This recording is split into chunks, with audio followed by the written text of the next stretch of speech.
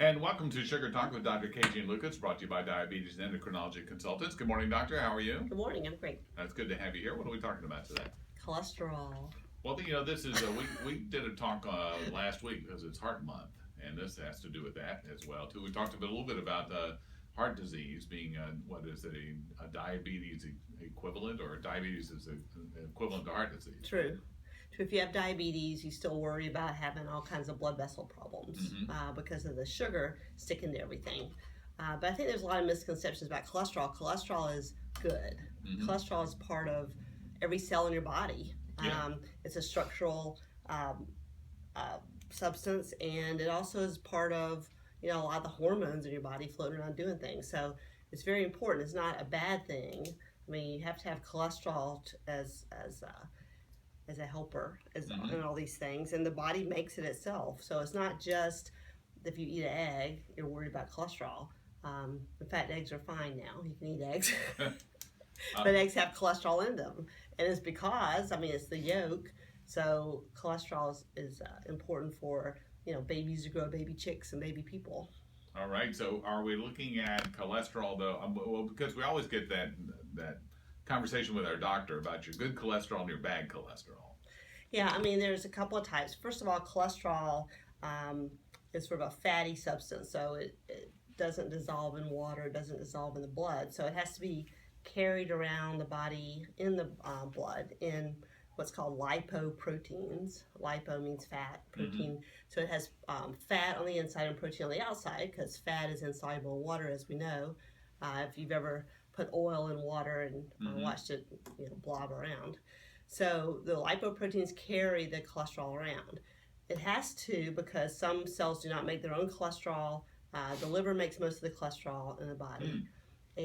But other things make cholesterol. The adrenal glands have to make cholesterol because they make all the adrenal hormones, cortisone and aldosterone, and there's multiple hormones the adrenal makes, and they start with cholesterol. They're called steroid hormones. So the adrenal needs them, and the ovaries and the all the reproductive organs, have make their own cholesterol, because that's the component of all the hormones. So with all these things making cholesterol in your body, does it matter what you eat of it? Does it make it worse? If you eat cholesterol alone, it's not a problem. If you eat saturated fat, it may make your cholesterol go up.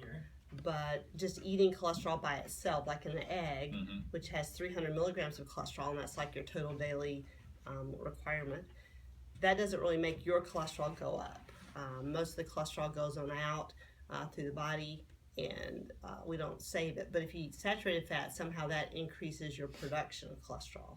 Okay. So is it like a trigger then for it? Yeah, saturated fat is bad. It's animal fat, basically. So it's whole milk, milk fat, cheese fat, meat fat, red meat fat, and so all that can raise your cholesterol. But most of the time, cholesterol is good. Cholesterol helps in all your body functions, so it's a good thing. Okay, so what does this have to do with diabetes?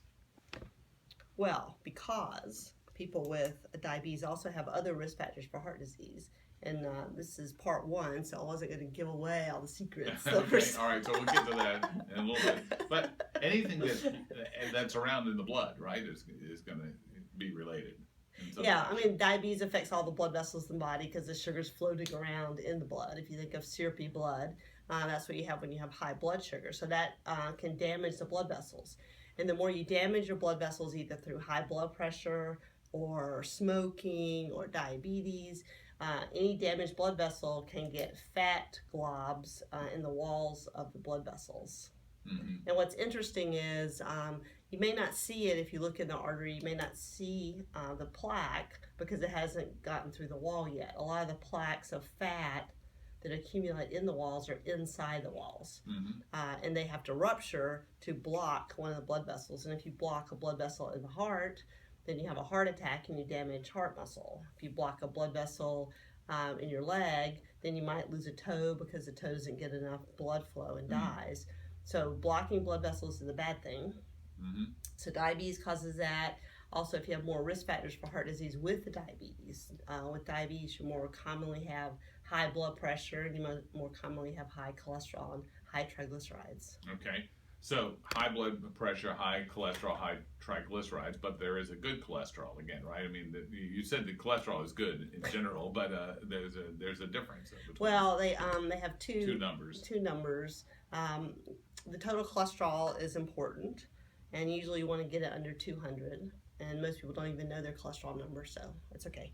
But you probably should know it because it's not. You don't have symptoms of a high cholesterol. Mm-hmm. I mean, there's not a lot of things that happen if your cholesterol is 400 or 300. You know, it just floats around, messing up your body over time, and then something happens later. But you don't feel bad. Mm-hmm. You know, if you have a high sugar, you might feel bad. You might get thirsty, go to the bathroom a lot, crave sugar, that type of thing. But if you have a high cholesterol, it's just, you know, float around sticking to things. So you don't really have symptoms of it. So it's a number that your doctor has to measure in your blood. Mm-hmm. All right. Again, talking about cholesterol with Dr. K. Jean Lucas here from Diabetes and Endocrinology Today, right here on the Talk Station, FM 107 and AM 1240. It's Sugar Talk with Dr. K. Jean Lucas every Monday, brought to you by Diabetes and Endocrinology Consultants. And Dr. Lucas, why do some people have like genetically predisposed for higher cholesterol? Well, it's just what's in your family. So the cholesterol number is genetic. You can increase or decrease your cholesterol by eating high saturated fat foods, as we talked about, but that only really increases like 20%. So that's not really the main component of cholesterol. It's what your body's making. And we'll later shows we'll talk about some of the medications. But HDL, happy cholesterol. HDL is a good cholesterol. It takes cholesterol from the blood and puts it back in the liver for processing. And the LDL is the one that is bad or lousy cholesterol, and it deposits cholesterol in your blood vessels. But we'll be talking about that more. Okay. Later. All right. But some people I know I am genetically predisposed for it. So, you know, if you know your family's cholesterol number, you might want to find out yours. Okay, there you go. And it's something that, again, we'll talk about the medicines on. Now, you have some more diabetes schools coming up? Yeah, diabetes school is going on the road instead of just staying in Morehead City. So the first one is April 9th, and that's in Swansboro at the Rotary Civic Center. And that's on Saturday. It's like 8:30 to 12:30, so all these schools are at the same time on a Saturday. Then we're going to New Bern in June 4th, Doubletree. And then we're going to be at the aquarium Saturday, October 15th. So if you go to our website, beachdoctor.com, you can sign up for one school or all schools ahead of time. And that'll be easier than trying to call our office. It's just easier to go on the website. Yeah, beachdoctor.com. So now you've had people, though, that do attend regularly, right?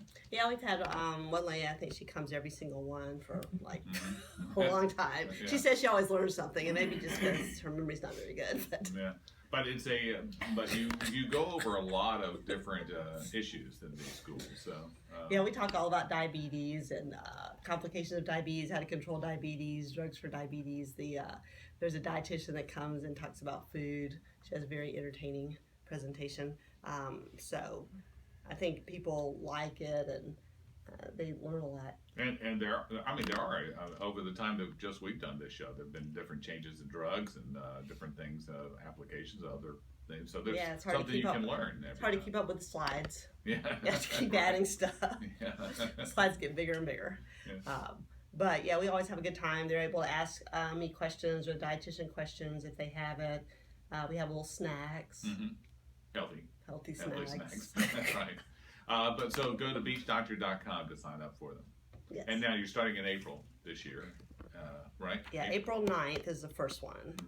And then in June, I think. June the 4th and October 15th. So you can look ahead on your calendar and see which one ours might be more convenient. That's why we started going different places because my patients are all over the place. So.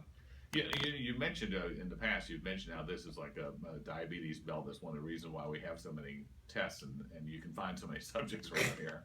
But is that also means that equate with high cholesterol? We have a lot of folks. Yeah, I think it's because we'll talk about triglycerides, but the triglycerides go along with having diabetes. High triglycerides go up with the same things that make your blood sugar go up. So when you have high triglycerides, you have high cholesterol. They go together. And so that's part of it is a metabolic syndrome, which we've talked about before. Right. That you have high triglycerides, low good cholesterol, high cholesterol. Okay. Part 2 next week here on Sugar Talk with Dr. K. Jean Lucas. You go online at beachdoctor.com to find out more about diabetes and endocrinology consultant.